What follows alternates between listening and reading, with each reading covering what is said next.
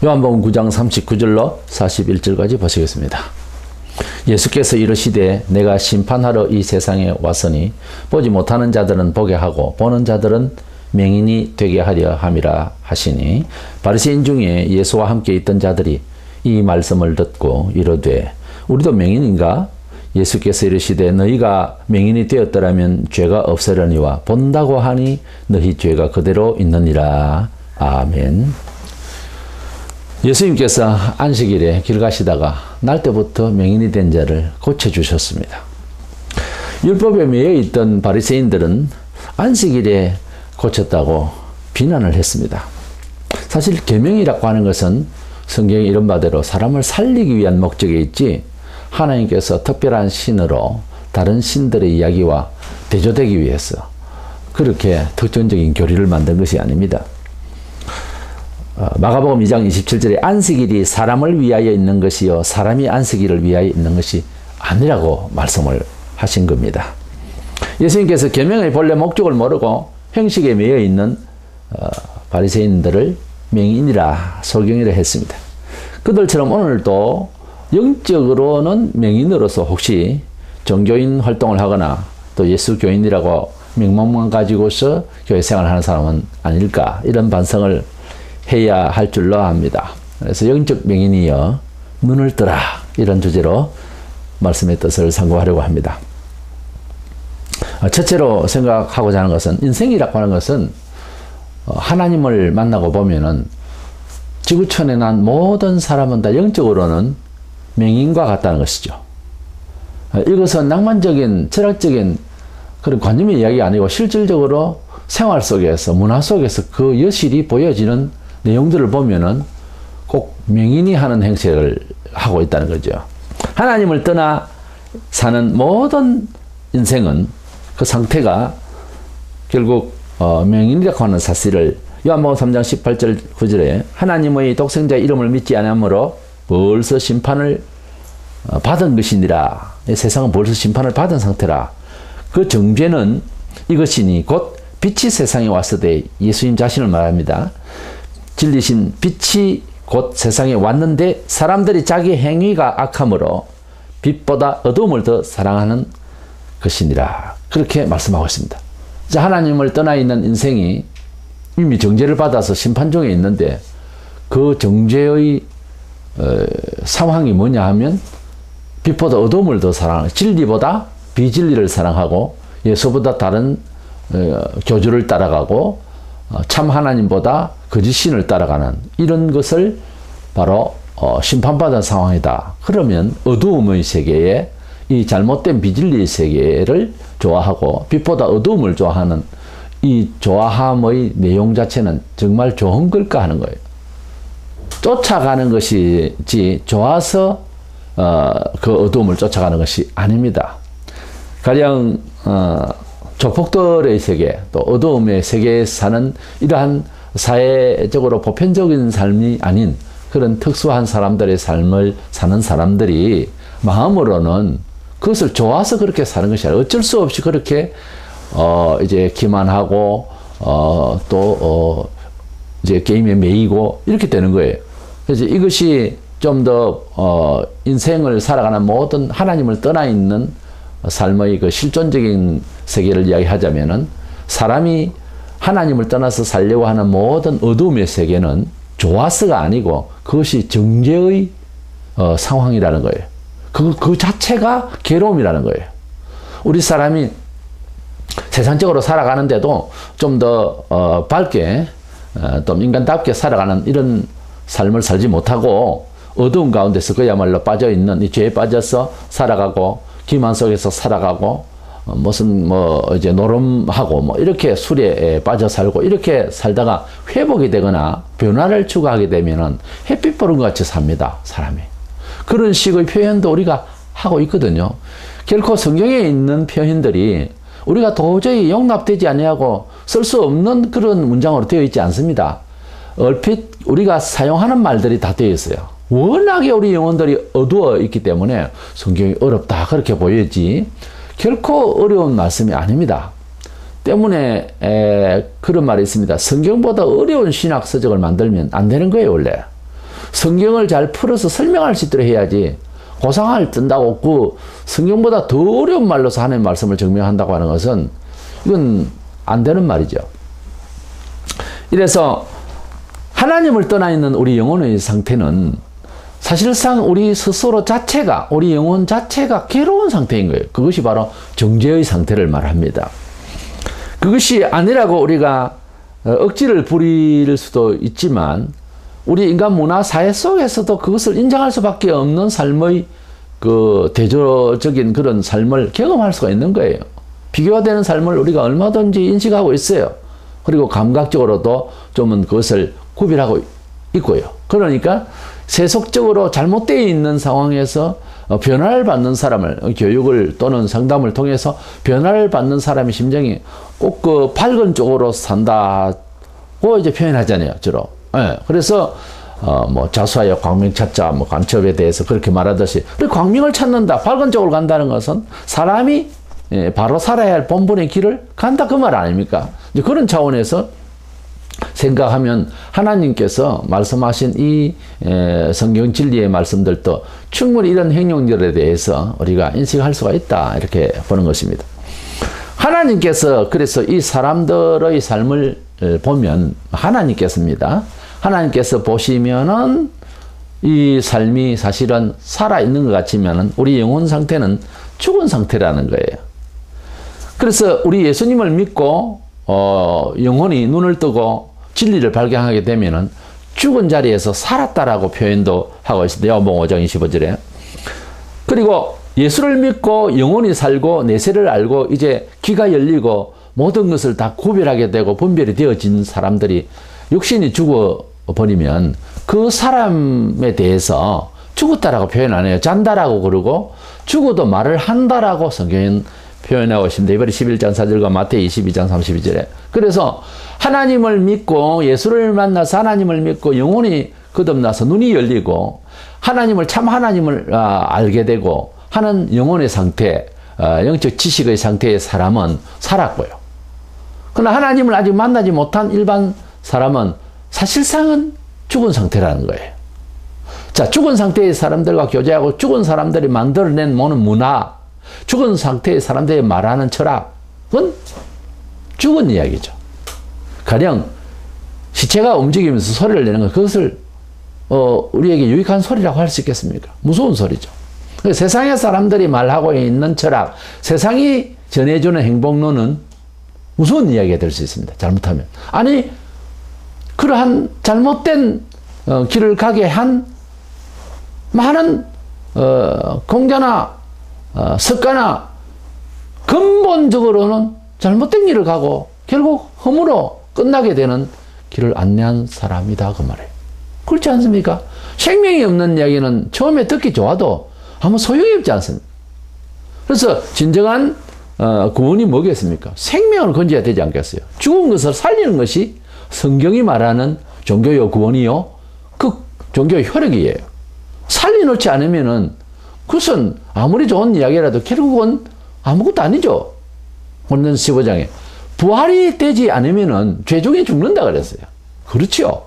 이래서 우리 사람이 사실 우리 사회 속에서도 인격적으로 사람이 사람 같지 않다, 그런 말을 합니다. 사람은 사람인데 짐승 같은 사람이다, 이렇게 표현해요.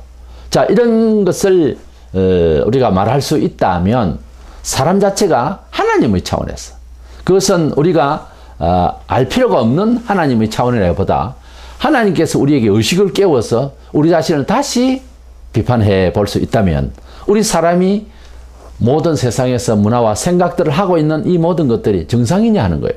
하나님께서 보실 때는 죽었다라는 겁니다. 이미 우리 영혼 상태가 생명력을 잃은 상태라는 거예요. 움직이는데 생명력을 잃었다는 거죠. 마치 꽃 같은 꽃밭에서 꺾어서 이제 꽃다발을 하기 위해서 송이를 꺾는다. 꺾었을 때에 이제 이미 줄기에서 꺾였으면은 이것은 곧 시들 겁니다. 다른 친구 꽃들은 그대로 있을 것이고. 그래서 꺾였을 때에 꺾인 것을 꽃밭에 그냥 이렇게 심어 놓으면은 살아있는 것 같지만 사실 이것은 죽어 있는 것과 마찬가지입니다. 약간의 시간이 지나면 우리 사람이 인생이 7, 80년의 생애를 사는데 그만큼 살았다. 그렇게 살았으니까 우리도 그렇게 살면 그만큼은 산다. 요즘은 100세를 누리겠다. 뭐 이런 생각도 하는데요. 뭐 다음에는 또 120세, 150세까지 갈지도 모릅니다. 과학을 발전시키면. 그런데 중요한 것은 성경에서 969세까지 살았던 무두셀라도 있는데요. 하나님은 사람을 처음에 지으실 때 하나님 따로 사람 따로가 아니고 하나님의 자녀로 하나님이 특별히 자기 새끼처럼 그렇게 키우겠다고 한 하나님의 성품을 코에다가 불어넣어서 하나님의 형상대로 지음을 받았다 했어요. 그러니까 하나님의 성질을 가진 자녀라 그 말이에요. 비록 손으로 하나님께서 흙을 빚으시고 사람을 이렇게 만드셨지만은 마치 하나님께서 우리에게 신약에는 예수 그리스도의 말씀 안에서 낳았다고 그랬는데 하나님께서 우리의 아버지가 되시고 우리는 그의 자식이 되는 거예요. 그러니까 우리 사람의 입장에서 생각할 때는 우리를 낳으신 거와 마찬가지죠. 그러면 부모를 닮죠. 아무래도. 그 중에서 여러 성격이 있는데 일반 짐승은 그냥 말씀으로 지으시고 하셨지만은 사람은 손수 지으시고 코에다 생기를 불어넣으셔서 하나님 당신의 형상을 불어넣으셨다고 그랬어요. 그 하나님의 형상이라고 하는 것은 뭡니까? 바로 하나님의 성품을 넣었다는 거죠. 그러니까 하나님을 닮은 자로 만들었다는 거죠. 이미지 오브 갓, 하나님의 형상을 닮도록 해서 만드셨다 했어요. 그러니까 예수께서 이 세상에 오셔서 이티로 오신 것도 아니고 짐승으로 오신 것도 아니고 사람의 몸으로 오셨잖아요. 근데 그분이 사람의 몸으로 오셨는데 하나님이라고 하잖아요. 그와 같이 우리가 하나님을 믿고 하나님의 존재에 대해서 감각이 살아나면 곧 예수님이 하나님의 아들로서 신이신 것처럼 우리가 하나님의 자녀들이 된다는 거죠. 이해하시겠죠? 그래서 우리가 하나님의 사람들이 된다는 거예요. 그렇게 되지 않으면은 우리는 이제 사탄의 자녀로서 정말 예속으로서 살아가는 그러한 영으로는 죽어 있는 그래서 영적으로 죽어 있기 때문에 우리가 가지고 있는 식견도 죽은 식견인 거죠. 그렇지 않다라고 생각하고 우리가 일반 교육을 하고 또 전문 지식을 쌓고 돈을 모으고 그래서 명예를 찾고 이 세상을 이렇게 한바탕 살다 가는데 우리 사람이 가지고 있는 지식과 우리가 하나님 없이 생각하는 모든 취급되어지는 게 전부 죽어있는 생명력이 끊겨있는 상태단 말이에요. 그래서 우리는 그것을 자꾸 부정을 하려고 하는데 성경에 그게 잘 안 믿어지겠지만은 900살이니 800살이니 700, 600살 뭐 다 그래 나오거든요. 아담도 930살까지 살았어요. 그러면 900살 대 90살을 보세요. 10분의 1이죠. 그러면 우리가 지금 7, 80년의 생애를 사는데 8살, 10살 만에 아이가 죽으면은 단명한다 그러고 너무 불쌍하잖아요. 자, 우리가 그렇게 비교의식을 할 수 있다면 하나님께서 보실 때에 최소한 원래는 사람이 영원히 사는 존재였습니다. 성경에는. 우리가 또 영원히 살고 싶은 생각을 가진 인간이에요. 그렇죠? 근데 하나님께서 우리에게 가령 원죄를 짓고 난 뒤에는 사람이 이제 죽게 됐는데 900살 이상 사는 사람에 비해서 90살 사는 사람은 어떻게 보이겠습니까? 지금 우리가 10살도 안 되는 아이가 죽는 건 마찬가지죠. 그렇죠? 얼마나 아쉽고 원통한 일입니까? 하나님께서 보실 때 마찬가지인 거예요. 100살을 뭐 살면 많이 장수하는 것이다. 120살까지 살 수 없을까? 이런저런 소리를 하는데 그건 아무것도 안 해요. 하나님 앞에서 볼 때는. 아니 900살마저도 하나님께서는 잠시 지난 한 경점과 같은 거예요. 그러니까 하나님 앞에서 우리 사람이 스스로 우리가 생각할 때는 100살까지 사셨다. 100수를 하셨다. 200살을 살았다. 대단하다. 800살, 900살 살았다는 전설이 아니겠느냐. 이런 생각을 이렇게 머리가 짧으니까. 생각이 짧으니까 그렇게 관측이 안 되는 건데 사실상 하나님은 그렇게 안 보시거든. 물질에 대한 이해, 명예에 대한 이해, 모든 경험도 마찬가지입니다. 많은 경험을 한 사람은 조그마한 경험에서 아주 감동받는 사람을 감동이 잘못됐다는 것이 아니라 그렇게 크게 감동하지 않는다 아닙니까? 돈이 많은 사람은 많은 10만 원을 그렇게 크게 보겠습니까? 그렇지 않습니까? 마찬가지로 물질적인 감각이든지 또는 시간에 대한 감각은 똑같은 거예요. 우리 하나님께서는 영원히 존재하세요. 근데 영원하신 그 하나님께서 영원히 우리에게 하늘나라에 가서도 음성을 들려주시고 영원히 우리와 함께 하실 분인데 그때 우리가 또 영원히 살게 되는 거죠. 그때서 알게 되겠죠. 근데 그것을 좀 미리 앞당겨서 깨닫고 소유하고 그리고 그런 기반 안에서 인생을 살아가려고 하는 것이 멋있잖아요. 그것이 신앙인입니다. 그것이 신앙생활을 한다는 거예요. 예배당에 왔다 갔다 한다는 것이 신앙생활의 본질이 아닙니다. 바로 하나님께서 성령은 우리에게 이 모든 것을 깨닫게 하시고 그런 기초 위에서 사유와 감동 위에서 자기 인생을 살아간다는 거예요. 이렇게 완전히 다르죠. 예, 많이 다릅니다. 우리가 어떤 곳에 가서 여행을 갔는데 한 달 동안 여행을 즐기고 갈 것 같으면 계획이 다르죠. 근데 3일 만에 또 떠나야 될 것 같으면 계획을 또 압축해서 꼭 필요한 것들만 이제 취급을 하고 가야 안 되겠어요? 그거 마찬가지입니다. 우리가 영원히 살게 되니 영원히 살게 될 그날을 바라보면서 이 짤막한 세월을 어떻게 유용하게 잘 살다 갈 것인가 이렇게 되는 거예요. 철학이 바뀌죠 이제. 그래서 저 사람 신앙이 좋다라고 하는 말을 신비적인 감각으로 한국 사람들 은혜를 받았는가 보다 어디서 안수를 받았는가 어느 기도원에서 기도를 많이 했는가 이런 식으로 생각하기 쉬운데 그게 아니고 이해를 어떻게 하느냐는 거예요. 시간에 대한 이해, 가치에 대한 이해가 바뀌었다는 거죠. 그것은 어디에 있나요? 성경에 있어요. 성경을 많이 읽으면은 삶을 살아가는 이의 가치를 개념을 많이 바뀔 수 있도록 그런 지각이 내려집니다. 그러면 자신감이 생기고 그렇게 또 도전하게 되는 거예요. 또 어쩐지 하나님께서 또 인도를 하시게 되어 있어요, 그게.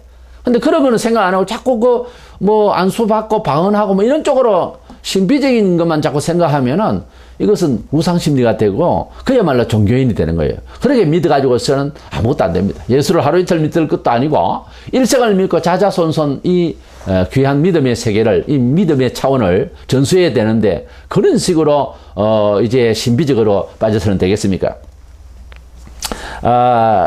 불교의 열반경에 나오는 이야기인데 장님 코끼리 만지기가 이야기가 있죠. 코를 만지니까 뱀 같고 장님이 배를 만지니까 벽 같고 다리를 만지니까 기둥 같다. 그렇죠. 근데 이 이야기는 뭡니까? 세 명 다 잘못 알았다는 거죠. 누가 조금 더 바로 알았다가 아니잖아요. 다 틀렸잖아요. 인생은 그래서 모두가 잘못된 거라고 로마 3장 4절에 모든 인생은 다 사람은 다 거짓되다 그랬어요. 이 거짓되다는 말은 결국은 거짓의 그 근원적인 출처는 마귀에서 왔거든요. 그러니까 공자나 맹자나 사람은 다 할 때 사람은 갈라 열고 그 안에 모든 사람이 하나님을 떠나 있는 사람, 모르는 사람. 사람은 다 거짓되다. 누구의 거짓? 마귀의 거짓이라는 거죠. 그러니까 조금은 옳은 말을 좀 하는 것 같아도 그 말을 따라서 안 됩니다. 그래서 공자왈 명자왈 하는 것도 아무리 좋은 이야기 같아도 심지어 유대주의의 탈무드 교육 같은 것도 구원론적인 입장에서 하나님을 만나 구원을 받은 그리스도인으로서 성도로서는 조금 다르게 취급해야 돼요. 조심스러운 거예요. 그러니까 모든 사람이 다 죄인이다. 그리스도를 떠나 있는 모든 것들은 다 거짓이다. 이렇게 이해가 되어져야 복음으로 바로 설 수가 있고 하나님께서 주신 새로운 은총의 길을 우리가 갈 수가 있는 거예요. 사람의 지혜는, 사람의 식견은 결국 영혼이 죽은 상태이니까 바라보는 법칙이라든지 가치관이라든지 개념 자체가 죽어 있으니까, 꺾여 있으니까. 그러니까 결국은 사람이 가지고 있는 식견이나 이 모든 것들이 영혼 상태에서 사람이 죽었다, 사람이 살았다는 것은 어디에 중점이 있습니까? 영혼이 육체 안에 있다, 영혼이 밖으로 빠져나갔다. 이 이야기 아닙니까? 죽은 상태에서 시신이 나흘이 돼서 썩은 냄새가 나더라도 영혼이 속 들어버리니까 어째요? 다시 살아나 버리잖아요. 그리고 우리가 다 죽고 난 뒤에 세월이 흐른 뒤에 예수께서 다시 오실 때에는 죽은 자 가운데서 흙으로 다 변했고 아무것도 없는데도 사람이 다시 우리가 다 일어난다고 그랬잖아요. 그러니까 영혼이 생명의 근원이잖아요. 그러니까 영혼이 있으면 생명이 있고 영혼이 없으면은 죽은 거라 이렇게 이제 해석이 되는 거죠. 그래서 우리가 흔히 우스개로 멍청하게 말하면 영혼 없는 말이라고 하잖아요. 자, 우리가 말하는 것, 우리가 나타내는 어떤 예술적인 것, 영혼이 있다 없다, 영적이다 이런 말을 쓰잖아요. 자, 우리 사람이 비슷하게는 가는 말들을 표현을 하고 있어요. 그렇게 느끼고 있고 영혼이라는 것은 이거를 뭡니까? 생명을 말한다는 거예요. 생명, 본질적인 가치를 말하는 거죠. 철학적으로 말하자면. 그러니까 영혼이 생명이지 흙을 만들어 놨을 때 디자인한 이 흙은 흙 자체예요. 모양이 사람 같다는 것이지 이건 사람이라 할 수 없잖아요. 죽으면 시체라 하지 사람이라 하지 않습니다. 시신이라 그러지. 그러니까 이 영혼이 있으면 사람이라 하고 영혼이 빠져나가보면 시체라 합니다. 그러니까 생명이라고 하는 단어의 원초적인 그 본질적인 근원은 어떤 거면 생명이라는 거예요. 그러니까 사람이 살았다 죽었다 하는 말은 생명이 있다 없다는 말인데 그 생명의 근원이 영혼이 있다 없다 이런 말이에요. 그런 뜻에서 사람들이 이렇게 살아가고 있는 것을 하나님 보실 때에 하나님도 모르고 내세도 모르고 아무것도 실견이 안 되니까 죽은 존재들이다가 말이에요. 영혼이 지금 현재 죽은 상태라는 거예요. 그 영적인 감각은 다 사람들이 있지만은 기능이 없는 거예요. 기능이 다 죽었단 말이에요. 그러니까 감각하는 것, 철학하는 것, 그리고 주거리 받거리 하는 모든 우리의 감각의 세계의 운동들이 죽은 상태다. 다 죽은 소리인 거예요. 그러니까 사람이 아무리 팔짱 뛰어도 30cm, 40cm 팔짱 뛰고 뭐 또 찍고 뚝 떨어지듯이 더 이상은 올라가지를 못하는 거예요. 우리의 영적인 가치가 아무리 과학을 발전시키고 이래도 좀 다른 테크닉을 했다는 것 뿐이지 가치 면에 있어서 옛날이나 지금 사는 조건이 더 복잡해졌지 더 훌륭하게 뭐 어떤 게 있어요? 더 복잡해지지 않습니까? 사람이 고구마를 넣고 김치에 걸쳐 먹고 그저 그렇게 살던 때와 지금 피자를 먹는 거하고 뭐가 다릅니까? 배가 부르다 또 포만감 있게 많이 먹었다 그걸로 만족하다 그는 보리밥을 먹어도 배부르고 만족했었어요. 근데 문제는 지금 과학적으로 발전한 것들이 오히려 더 몸을 상하게 하더라고요. 배는 같이 부르기 위해서 먹는 것 아니겠어요? 음식을 즐긴다. 그때도 즐겼어요. 뭐가 다릅니까? 돈, 명예, 체감 모든 것들이 다 마찬가지입니다. 많이 다르게 그것뿐이지 아무런 변화는 없어요. 인생이 해 아래 새 것이 없다. 하나님을 떠나 있는 신앙심이 아닌 모든 작동하는 나의 모든 의지와 나의 모든 연구와 나의 모든 의식세계는 허방입니다. 다 허당이에요. 그러니까 하나님을 만나고 아침부터 저녁까지 예수를 담고 하나님의 말씀을 엎절해서 듣고 내 귀가 열리고 생명력을 키워야 나가는 것이 인생의 어쩌면 새 계명의 본분이에요. 그러니까 하나님을 만나지 않는 상황에서 생각하는 모든 생각은 고린도전서 1장 20절에 미련하다 그랬어요. 미련하다. 미련 곰탱이 이런 말 듣기 좋아요? 미련하다. 무지하다는 거예요. 인생은 하나님을 만나기 전에는 다 이렇게 영적으로 맹인이다. 생명력이 없다 이 말이에요. 그러면 두 번째로 이 맹인이 눈을 떠야 되겠는데 우리 인생에 어떻게 하면 이 눈을 뜰 수 있겠습니까? 이 영안을 열어서 생명력을 발휘하겠습니까? 바로 그것은 내가 죄가 있다라고 하는 고백이 날마다 이루어져야 됩니다. 처음부터 그렇게 돼야 되겠습니다만은 예수님께서 구원하러 세상에 오셨는데 본문 39절에 내가 심판하러 이 세상에 왔으니 보지 못하는 자들은 보게 하고 보는 자들은 맹인이 되게 하려 함이라. 이 무슨 말입니까? 본문 뒤에 나오는 41절에 답이 있습니다. 너희가 맹인이 되었더라면 죄가 없으려니와 본다가 하니 너희 죄가 맹인 상태로 그대로 있다 그 말이에요. 그러니까 내가 본다 나 죄가 없다 이 말이죠. 그러니까 네가 계속 죄인이 되고 맹인이 되고 나는 맹인입니다. 나 어둡습니다. 나는 죄인입니다. 하면 내가 너의 눈을 열어주겠다 이 말이에요. 자, 이런 맹인을 한번 고치시고 난 뒤에 마지막 번째에 끝에 이렇게 철학적인 인간의 실존에 대해서 이렇게 귀한 말씀을 주셨습니다. 우리는 길 가다가 만난 그 명인처럼 날 때부터 명인인 것처럼 그 사람처럼 인생으로 나면 누구나 인생을 이 길에 살아가면서 다 명인으로 허겁지겁 길도 모르고 안내자도 없는 이런 가운데서 살아가는 그 명인과 같은 존재죠. 근데 주님께서 오셔서 고쳐주시니 그가 눈이 열린 겁니다. 눈이 열린 겁니다. 이렇게 우리가 눈을 열라고 하면 주님이 오셔서 우리를 눈을 열게 해 주셔야 되는데 우리 입장에서 할 수 있는 일은 죄를 회개하는 일입니다. 요한은 우리 시인자라도 요한일서 1장 8절에 만일 우리가 죄가 없다고 말하면 스스로 속이고 또 진리가 우리 속에 있지 아니할 것이라 그랬어요. 이것은 불신자를 향해서 하는 말이 아니에요. 노년에 나중에 우리 성도들에게 하는 말, 우리가 죄가 없다 이런 소리를 하면은 그것은 거짓말하는 것이다. 하나님 우리 보고 죄인이라고 했는데 하나님을 그러면 거짓말하는 사람으로 만드는 것 아니냐, 거짓말자로. 그러면서 우리가 죄가 없다 이런 식으로 나오고 그런 식으로 생각하고 그런 말을 하면은 진리가 우리 속에 있지를 않는다고 그랬어요. 진리가 우리 속에 있다고 하는 말은 빛이 우리에게 있다는 말이고 예수께서 우리에게 인격적으로 같이 하신다는 말이에요. 근데 우리가 죄가 없다라고 해버리면 예수님이 같이 하지 않습니다. 물론 우리가 회개하고 하나님 자녀가 되었고 하지만은 하나님께서 함께 하셔도 권능으로 능력으로 더 충만한 힘으로 함께 하시려면은 바울의 말을 들어야 됩니다. 나는 늘 죄가 있다. 나는 늘 약하다. 하는 것을 자기 자신에 대해서 얼마나 연약하고 교만하고 잘난 척하고 쓰러지고 하는 이런 연약한 존재인가를 날마다 의식을 하는 거예요. 그러니까 주여 나는 죄인입니다. 나는 연약합니다. 나는 부족합니다. 늘 이런 마음을 가지니까 주님이 그 겸손한 자에게 은혜를 자꾸 주신다고 하는 이런 원리가 있는 거예요. 이거는 신자되고 난 뒤의 이야기입니다. 그러니까 나는 이만하면 됐다. 나는 누구하고 비교할 때 괜찮은 사람이다. 여기서부터 이제 문제가 생기는 거예요. 여기서부터 하늘로부터 내려지는 신비한 은혜를 성경을 통해서 주시고자 하는 언약이 이루어지질 않습니다. 나는 항상 죄인이다. 나는 항상 부족하다. 나는 어떻게 하면 하나님의 은혜의 힘을 얻어서 생명력이 있는 사람이 될까? 이렇게 나갈 때에 겸손해지면 성경에 있는 대로 겸손한 자에게 은혜를 주신다. 이것은 일반적인 시민들끼리 관계의식을 말하는 것이 아니라 하나님 앞에서 은혜 받을 내용을 말해요. 겸손한 말이에요. 그러니까 바울은 성령 충만한 가운데서도 계속 충만을 유지하고 더 권능을 받으려고 계속 자기가 그래서 나는 약할 때 꼭 강함이라 이런 아주 비약적인 아주 역설적인 말을 했어요. 그래서 우리가 약하면 약한 것이 즉 강한 것이냐 안 그렇습니다. 우리 하나님 앞에서 약할 때 하나님께서는 세상으로 강하게 해 주신다는 말씀이지요.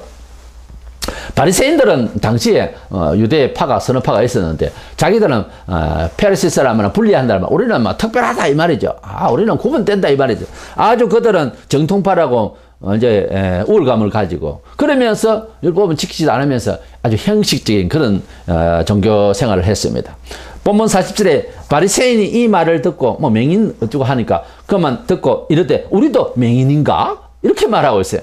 우리도 맹인인가를 좀 바른 번역을 한다면 우리는 죄인이 아니지 않는가? 그렇지 않는가? 이런 뜻이에요. We are not blind to, are we? 우리가 언제 죄인인데? 우리가 언제 맹인인데? 그렇지 않는가? 이렇게 말하고 있는 거예요. 그러니까 눈을 동그랗게 뜨면서 우리가 뭔 맹인인데? 뭐 이런 쪼예요.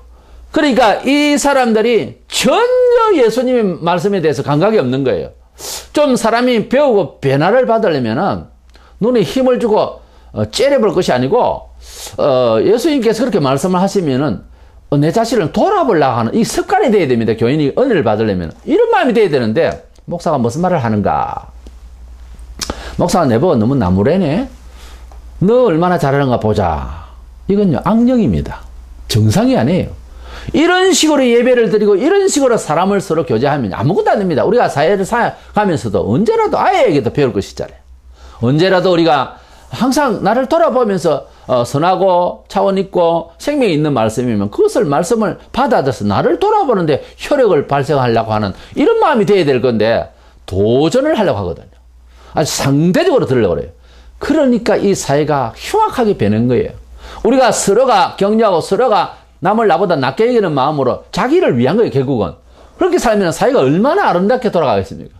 근데 이 사회가 완악해지고 이웃과의 불신풍조가 만연하고 하는 이런 일들은 결국은 자기 영혼을 망치기 위해서 자기가 생각을 잘못해서 그래요. 전부 방지하고 막고 상대적으로 비판하고 이러다 보니까 서로가 손해를 보는 거예요, 사실은. 이 땅에서 얼마든지 천국을 체험할 수가 있는데 우리는 천국보다 이기심에 충만한 마귀의 세력에 이끌려서 자기 이기심에 빠져서 온 세상이 이렇게 악하게 되어버린 거예요. 우리도 맹인인가? 이런 식으로 생각하듯이 혹시 우리 성도들도 이 세상을 살아가면서 오해하고 있지 않을까? 이런 걸 오늘 반성하려고 하는 것입니다. 유대인들은 할례 받은 아브라함의 후손으로서 죄가 없는 줄로 착각을 했습니다. 뭐 할례만 받으면 뭐 단 줄 알았어요. 성경은 절대 그렇지 않습니다. 마음의 할례를 받으라 그러고 누차 구약에서 유대인들을 형식적인 제사라든지 이런 걸 하나님께서 원치도 않는다고까지 말씀을 하셨거든요. 그런데 이 사람들은 억지를 부린다고요. 왜? 형식이 편하거든요. 마음으로 하는 것보다. 그렇잖아요. 많은 교인들이 그 유대인들의 사고방식처럼 죄를 지어도 예수 이름 부르고 하면 괜찮은가 보다 이런 생각을 하거든요. 할례 대신 기독교는 세례식을 받았다 이거지. 성전을 자랑하던 유대인들처럼 마태복음 24장 1절에 오늘날 큰 교회당 자랑질하는 것은 꼭 닮았어요. 유대인들이 하나님께 드림이 되었다 하고 고르반주의의 이런 정신을 가진 것처럼 주일날 달랑 한번 예배 드리면 너 오늘 예수 다 믿었다, 뭐 용서했겠지, 이렇게 생각하는 건 똑같은 겁니다. 이런 식으로 교인 생활을 다 했다고 생각한다면 정말 두려운 건데 성경 다시 봐야 됩니다. 마가복음 1장 15절에 회개하고 복음을 믿어라, 이 본문을 보면은 회개하고 복음을 따라가요. 그래서 회개하고 복음의 은혜를 믿으라. 이렇게 회개하면 믿으라, 이런 뜻이에요. 회개는 옛날에 하고 인자 믿고, 혹은 하고 난 뒤에 이제 믿는 것은 또 따로 배우고, 이거 아닙니다. 회개하면 믿는 거예요. 믿는다면 회개가 또 동반하는 거예요. 이게 같이 있는 거예요. 이래서 회개하고 복음을 믿어라. 사실 믿는다는 건 심리적으로는 회개 없이도 무엇을 신뢰한다는 차원에서 믿는다 할 수 있거든요. 그게 위험한 거예요. 하나님의 복음은, 생명의 복음은, 구원의 복음은, 은혜의 체험을 하려면 회개하고 난 뒤에 믿어야 되는 거예요. 그러니까 어떤 사안을 배웠다, 그것을 믿기 전에 회개를 먼저 해야 된다는 거예요. 조금 곤란해지죠? 뭐 곤란한 겁니다, 그게 원래. 그래서 믿는 것부터 하지 말고 회개부터 해야 되는 겁니다. 성경에 있는 이야기예요. 왜 그런가 하면은 유대인들은 전통적으로 할례를 받으면 하나님 백성이고 하나님 은혜를 받는데 이렇게 돼 있잖아요. 근데 회개를 안 했잖아요. 형식적이잖아요. 근데 하나님은 알았거든요. 그걸 나무랬잖아요, 성경에. 똑같은 겁니다. 그래서 로마 11장 11절에 하나님이 원가지들도, 유대인들을 말해요. 전통 있는 유대인들. 하나님이 원가지들도 아끼지 아니하셨거든 너도 아끼지 아니하시리라. 너라는 것은 이방인을 말해요, 여기 앞뒤를 읽어보면. 그러니까 원가지인 하나님의 백성이라고 하는 모든 세상에서 이제 선택되어진 이 가시적 백성들도 잘못하면 가만두지 않으니까 접붙임을 받은 이방인 너희는 접붙임 받은 거거든요. 너희들이 잘못하면 내가 가만히 있겠냐? 그렇죠. 상식이죠, 이것은. 내 자식을 때렸는데 남의 자식이 잘못하면 더 때리지, 같은 일을 할 때에. 안 그렇습니까? 하나님께서 자기 백성을 가만히 안 두는데 접붙임을 받은 이방인 누구는 내가 더 심하게 뭘 할 수도 있지 않느냐는 거예요. 그렇죠. 당연하죠. 그러니까 우리 이방인으로서 기독 신자가 되어서 하나님 백성이 되었다.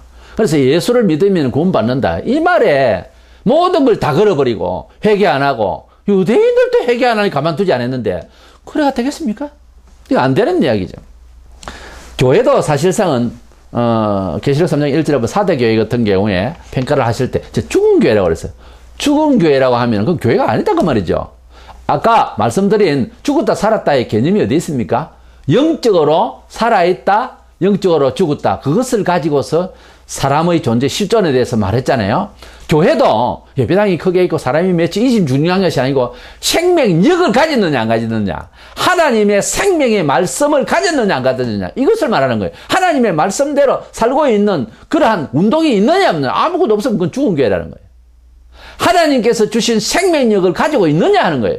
사대교회는 없었다는 거예요. 그래서 죽은 교회를, 사람을 보면 불신자들을 죽은 자라 하잖아요. 그렇게 보는 거예요, 교회를. 말이 교회라고 하는 단체의 명의일 뿐이지 죽었다 이게요. 그 사람 지금 죽은 상태라는 거죠.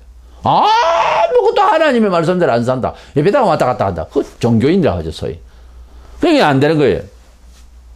눈 뜨고 앞을 못 보는 사람을 당달봉사라 청명이라 합니다.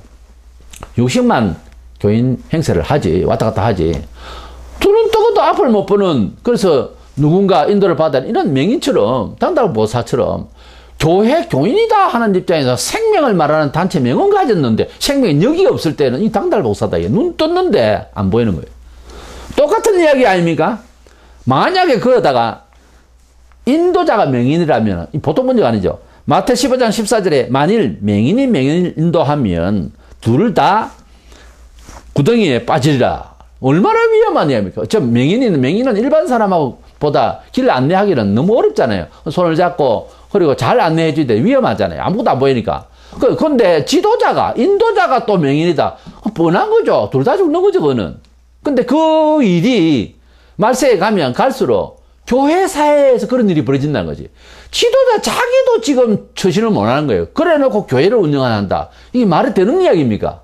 생명력을 심어줘야 할 사람이 본인이 생명이 없는데, 아무런 감각이 없고 위치도 모르면서 그래서 교회 지도를 한다. 이건 말이 안 되는데 지금 말이 되는 것이 하고 있다 이 말입니다.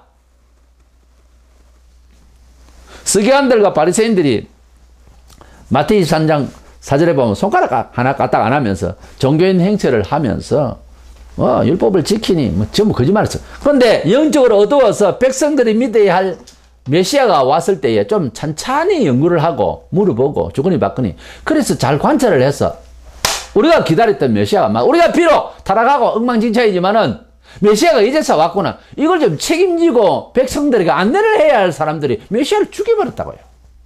지금 이 시대에도 진리가 우리에게 주는 효용에 대해서 잘 가르치고 안내하고 해야 할 지도자가 진리를 소원하고 진리대로 살려고 하는 사람을 죽이려고 합니다.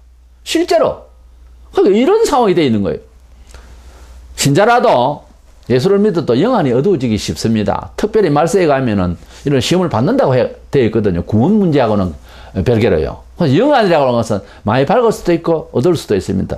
처음에 라이터를 사면은 아주 밝죠. 세약을 넣으면. 차츰차츰 가면은, 이제 불빛이 흐려지죠. 근데 충전을 하거나 이러면 또 밝아지죠. 그렇습니다. 우리가 전등은 전등인데 약이 완전히 이제 이제 소모가 돼서 완전히 컴컴하면 아무리 눌려도 이것은 작동이 안 되죠. 컴컴한 밤에 이 전등 들고, 그 산길을, 어두운 길을 넘어갈 겁니까? 버려야 됩니다. 힘만 빠져요. 들고 가면 그 큰 전등을. 그렇죠? 불이 없는데, 생명이 없는데 뭘 하겠다는 거예요. 하나님께서 돌아서서 생명을 충족시키지 않으면 내가 버린다고 하는 이런 말씀이 누차 요한계시록에도 내가 내친다, 버린다 이런 말씀이 있습니다. 촛대를 옮긴다 이런 말씀이 있죠. 이래서 예수를 믿어도 영안이 어두워지기 쉽다는 것은 인정해야 됩니다. 예수님의 제자들도요, 인간인지라 예수님께서 부활할 거라고 하는 것을 몇 차례 예언을 했어요. 그리고 그것을 본보기를 해서 죽은 나사로를 살리신다든지 이래서 생명의 이제 주님이라고 하는 사실을 입증한 것을 눈으로 보았어요. 살짝 본 것이 아니라 오늘 동네 사람 다 같이 있는 데서 보았습니다. 분명히 생명을 작용하시는 분이라는 것을 알아요. 그것을 알게 되었어요. 그런데 실제 예수님이 딱 부활해서 나타나니까 안 믿어지는 거예요. 이게 사람이 가지고 있는 식견의 한계거든요. 감각의 한계란 말이에요. 예수님께서 부활하실 때 동산지기처럼 보는 사람이 없나? 또는 귀신의 영으로 본 사람이 없나? 이게 제자들의 그동안에 가르치고 배우고 한 건 다 뭡니까, 그러면? 다 뭐냐고요? 아멘? 그래 놓고 실제로 딱 벌어지니까 깜짝 놀라면서, 이거 뭐지? 이렇게 된다, 이 말이죠, 사람이. 3년 동안 배운 사람입니다. 그럼 우리는 뭡니까? 예수 옆에서 배운 사람도 그랬는데, 우리가 가지고 있는 식견, 우리가 가지고 있는 믿음의 고백들, 우리가 가지고 있는 짤막한 이 신앙 지식, 이걸로 지금 생명력을 스스로 발휘해야 할 것 같이 금방을 떨면 안 됩니다. 항상 조심하면서 하나님 생명의 역사를 오늘 또 부어주시옵소서. 내가 생명력을 발휘할 수 있도록 도와주시옵소서. 철저히 자기를 내려놓아야 돼요. 그리고 하나님의 도움을 구해야 됩니다. 하나님 도움을 안 구하고 구하는 얼굴이 아닌 그런 얼굴을 가지고 교회다 왔다 갔다 이 정말 답답한 거예요. 우리가 하나님 앞에 나올 때에는 주여 나는 연약합니다. 일주일 동안 주의 힘을 얻지 못하고 살아온다고 힘만 들었습니다. 이번 주는 힘이 날 수 있도록 도와주시옵소서. 이런 마음으로 적어도 예배당에 와서 적어도 예배에 참여하고 적어도 찬송을 하고 적어도 간절히 기도하고 적어도 그렇게 하나님을 찾는 그런 태도가 매주 필요하고 매 시간이 필요한 거예요. 안 그러면은 우리는 유대인이고 아브라함의 후손이네. 할례를 받았네. 나는 뭐 세례식 받았네. 어쩌네. 나는 직분이 뭐네. 그런 걸로 가다가는 어두워진다 이 말이에요. 영혼이 어두워진다. 구약에 보면은 발람 선지자 잘 아시죠? 발람 선지자가 눈이 어두워서 민수기 22장에 보면은 이 발람 선지자가 타고 가는 나귀는 주님의 사자를 보았어요. 그런데 이 발람 선지자는 나귀보다 못하는 거예요. 주의 사자가 안 보이는 거예요. 이 선지자라 하면 영감이 있어서 바라보는 게 있습니다.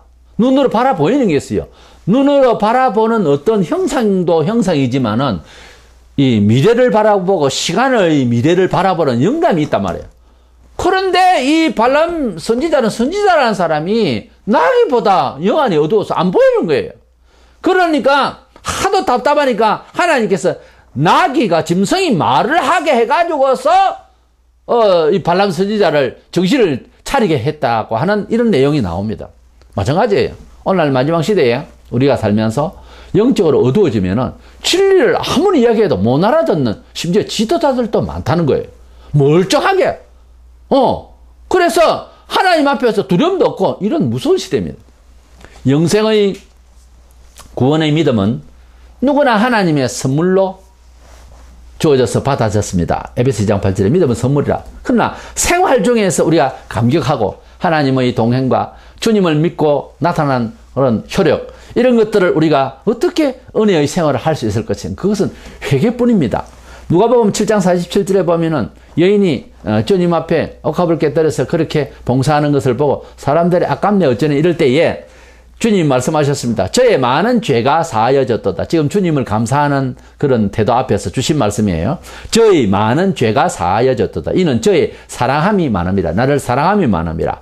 사함을 받은 일이 적은 자는 적게 사랑하느니라. 이 다른 말로 하자면 사함이 받은 일이 많은 사람은 많이 사랑하느니라. 이 여인처럼 그 말이에요. 그 말은 주님을 더욱더 사랑하고 간절하고 체험적이고 은혜스럽고 이렇게 되려면 많이 주님 앞에 회개를 해야 된다. 저희 죄가 많이 사해졌다. 저는 뭐 회개했는데 기도원에서 40일 금식했다. 그걸로 족할 것이 아니고 더 기도하고 더 회개하고 더 낮아지고 더 연약한 줄로 알면 알수록 은혜를 더 받을 수가 있다는 거예요. 오늘 이 시대에 어두운 맹인 종교인이 누구냐? 바로 돈 좋아하던 누가 16장 14절에 바리새인 율법사와 유대인들처럼 세속적으로 종교인 생활하는 교인이나 지도자들이 바로 그때 당시에 바리새인 보고 맹인이라고 주님 말씀하셨다. 그 맹인이라고 하는 말씀을 그대로 들을 수밖에 없을 것입니다. 한국교회 여러 분쟁 중에 3분의 1이 돈 문제예요. 왜 교회가 돈 문제로 시끄러워야 됩니까? 이것은 아닙니다. 이것은 근본적으로 사탄의 짓이에요. 그래서 오늘날 뭐 설교 시간에 성경에 없는 그런 다른 복음을 말을 하고 고린도 11장 4절에 회개를 외치는 설교가 잘 없어요. 이래서 잘 먹고 잘 사는 무슨 번영의 그런 철학이나 이야기하고 심리학적으로 어떻게 하면 쾌활하게 살 것인가 이런 소리를 설교라고 하고 있으니 오늘날 영적으로는 생명력은 온데간데 없고 형식만 가득해서 옛날보다 예배당 잘 지어놓고 예배당 구조가 좋고 편리하게 앉아서 예배할 수 있고 여러 가지 테크닉이 잘 돼 있으니까 그래서 그런 구조적인 문화적인 혜택 속에서 예수를 잘 믿는 것처럼 그렇게 퍼지고 앉아 있는 거예요. 우리가 하나님 앞에서 예수를 믿는 것은 결코 문화적 여건으로서 우리가 예수를 잘 믿는 것은 아닙니다. 자기 마음을 다스려야 돼요. 우리가 하나님 앞에서 우리 자신을 내놓고 한 번만 아니라 늘 회개하고 그래서 영적인 명인인 삶에서 우리가 영안이 열려서 우리가 명인에서 우리가 눈을 뜬 길가에서 눈을 뜬 이 한 사람처럼 우리가 주님을 만나서 정말 기쁨으로 환하게 세상을 구별해서 잘 알아보고 우리가 주님이 원하는 빛된 길을 걸어가는 아주 기쁘고 거지없이 감사한 이런 사람이 되기 위해서는 날마다 주여 나는 맹인이었고 지금도 어두울 수가 있사오니 주여 나를 밝게 해 주시옵소서. 나는 죄인으로서이다. 이것이 우리의 입에 달려있어야 되는 거예요. 항상 누구나 어떤 직장을 가지고 어떤 직에 있고 무엇을 하든지 항상 누가 나를 보면 저 사람 참 겸손하다. 언제라도 부족함을 안다. 이런 게 돼야 되는 거예요. 이렇게 되어졌을 때 하나님께서 우리에게 내실을 기합니다. 영적으로 밝게 하시고 구분케 하시고 그래서 밖으로 보이는 것을 믿는 것이 이제 안 믿어지는 거예요. 그 별거 아니라는 거예요. 큰일 난다는 생각이 들어요. 나중에는 또 잘못하면. 그래서 하나님께서 주시는 은혜의 힘은 결코 밖에 있는 이런 조건이 아니라고 하는 것을 알게 되는 것은 내 안에 성령께서 진리의 빛이 충족될수록 그런 자신감이 생기고 귀가 열리고 눈으로 보입니다. 그래서 하나님과 함께하는 이 마지막 시대에 눈을 뜬 사람으로서 밝은 빛의 사람으로서 우리가 살아갈 수 있는 저와 여러분 되시기를 축원합니다.